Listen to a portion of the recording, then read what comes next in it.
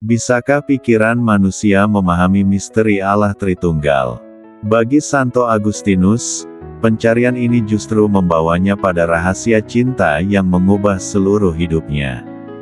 Sekarang mari kita bahas perjalanan iman Santo Agustinus sampai menemukan kebenaran. Saint Austin dalam bahasa Inggris, Dr. Rahmat, Dr. Gratiae dalam bahasa Latin.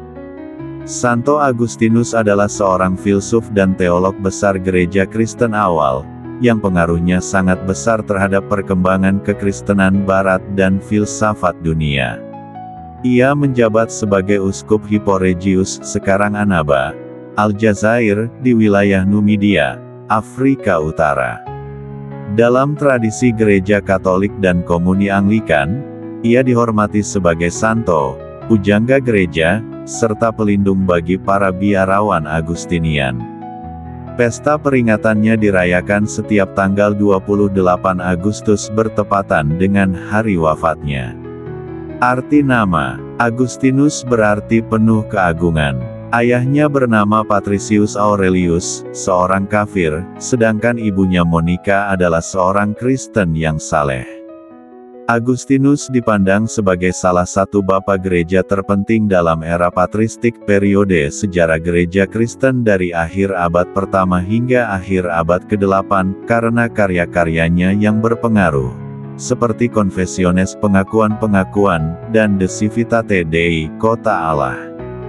Ia berperan besar dalam merumuskan doktrin seperti dosa asal dan rahmat Allah. Confessiones sendiri memiliki dua makna dalam bahasa Latin, pengakuan dosa dan pujian kepada Allah. Ketika Kekaisaran Romawi Barat mulai runtuh, Agustinus mengembangkan konsep gereja sebagai kota Allah, yang bersifat spiritual, berbeda dengan kota duniawi, yang bersifat material. Pandangannya ini membentuk fondasi pemikiran dunia abad pertengahan. Masa muda yang liar, Agustinus lahir di Tagaste dan dibesarkan oleh ibunya, Santa Monica. Meski mendapat pendidikan Kristen, masa mudanya diwarnai pemberontakan dan kehidupan liar. Ia bergabung dengan kelompok 7 penantang Tagaste, dan pernah mencuri buah pir hanya demi sensasi. Di Kartago, ia mempelajari filsafat dan retorika, namun hidup dalam hedonisme dan memiliki seorang anak bernama Adeodatus dari hubungannya dengan seorang wanita, namanya tidak diketahui. Pencarian kebenaran. Setelah menyelesaikan pendidikan, Agustinus menjadi guru retorika di Tagaste dan Kartago, kemudian pindah ke Roma dan Milan, di mana ia menjadi dosen retorika kerajaan. Meski berkarir cemerlang, jiwanya tetap kosong dan gelisah. Suatu hari, melihat seorang pengemis yang tampak lebih bahagia dari dirinya, ia terguncang. Selama 9 tahun, ia mengikuti Manikeanisme, ajaran sesat yang menolak Allah, yang membuat Santa Monica sangat cemas. Ia kemudian mempelajari filsafat Neoplatonisme, namun tetap belum menemukan kedamaian sejati. Titik balik kehidupan. Pertemuannya dengan Uskup Ambrosius di Milan membuka jalan pertobatannya. Awalnya, ia menolak kitab suci karena menganggapnya terlalu sederhana. Namun suatu hari, setelah mendengar kisah dua pria yang bertobat karena membaca kisah Santo Antonius Pertapa, ia merasa malu. "Apa yang kita lakukan?" katanya kepada sahabatnya, Alipius. "Orang-orang sederhana berani memilih surga, sementara kita yang berilmu justru takut meninggalkan dosa." Dengan hati gundah, ia pergi ke taman dan berdoa. "Berapa lama lagi, ya Tuhan? Mengapa aku tidak berhenti dari dosa sekarang juga?" Tiba-tiba, ia mendengar suara anak kecil bernyanyi, "Ambillah dan bacalah." Membuka Alkitab di Roma bab 13 ayat 13-14, ia membaca tentang meninggalkan hidup duniawi dan mengenakan Kristus. Dalam Confessiones 3 halaman 4 dan 7, ia menulis, "Buku itu benar-benar mengubah perasaan hatiku. Segala harapan yang sia-sia tiba-tiba kehilangan artinya bagiku, dan aku mendambakan kebijaksanaan kekal dengan kerinduan hati yang amat besar. Pada malam Paskah tanggal 24 April tahun 387, di usia 32 tahun, Agustinus dibaptis oleh Uskup Ambrosius di Katedral Milano.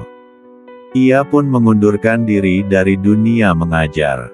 Kembali ke Tagaste, setelah kehilangan ibunya dan putranya, ia menjual seluruh harta warisan dan mendirikan sebuah komunitas biara. Pelayanan gereja dan karya agung. Pada tahun 391, Agustinus ditabiskan menjadi imam di Hippo. Keinginannya hanyalah satu, melayani kebenaran. Pada tahun 396, ia diangkat menjadi uskup Hippo. Ia hidup sederhana, membimbing para biarawan, serta menulis lebih dari 350 khotbah dan berbagai karya teologi besar. Ia juga membina para misionaris untuk menyebarkan Injil ke luar negeri. Pelayanannya membuat gereja Katolik di Afrika berkembang pesat. Agustinus menjadi pembela utama gereja melawan ajaran sesat seperti Manikeanisme, Donatisme, dan Pelagianisme. Akhir hidup dan warisan. Agustinus wafat pada tanggal 28 Agustus tahun 430 saat Hippo dikepung bangsa Vandal yang menganut ajaran Arian. Ia dikenang sebagai salah satu bapa gereja terbesar sepanjang masa. Makamnya kini terletak di Basilika Santo Petrus. Ia dikenang sebagai pelindung para teolog, pembuat bir, penerbit, dan seminaris. Gambaran populer tentang dirinya adalah hati bernyala-nyala, sering ditusuk anak panah, melambangkan kasihnya yang besar kepada Allah serta pengorbanan dan keberaniannya. Simbol ini juga merepresentasikan perjalanannya yang panjang menuju iman Kristen setelah banyak keraguan. Kata-kata terkenalnya dalam Confessiones, "Engkau telah menciptakan kami bagi dirimu, ya Allahku, dan hati kami tiada tenang sebelum beristirahat di dalam Dikau." Sebuah kisah tentang Tritunggal, dikisahkan bahwa suatu hari, saat mencoba memahami misteri Allah Tritunggal, Agustinus berjalan-jalan di tepi pantai. Ia melihat seorang anak kecil menggali lubang di pasir dan berusaha mengisinya dengan air laut. Agustinus bertanya, "Anakku, apa yang sedang kamu lakukan?" Anak itu menjawab, "Saya ingin memindahkan air laut ke dalam lubang ini." Agustinus tertawa dan berkata, "Itu tidak mungkin. Lubangmu terlalu kecil." Anak itu menatapnya dan menjawab, "Sama seperti yang Anda coba lakukan, bagaimana mungkin memahami misteri Allah dengan pikiran manusia?" Lalu anak itu menghilang dari pandangan Agustinus. Kemudian, Agustinus menulis, "Kamu akan melihat Allah Tritunggal jika kamu melihat cinta. Tak peduli seberapa jauh kamu pernah menyimpang dari Tuhan, Dia selalu siap menerima dan menuntunmu kembali."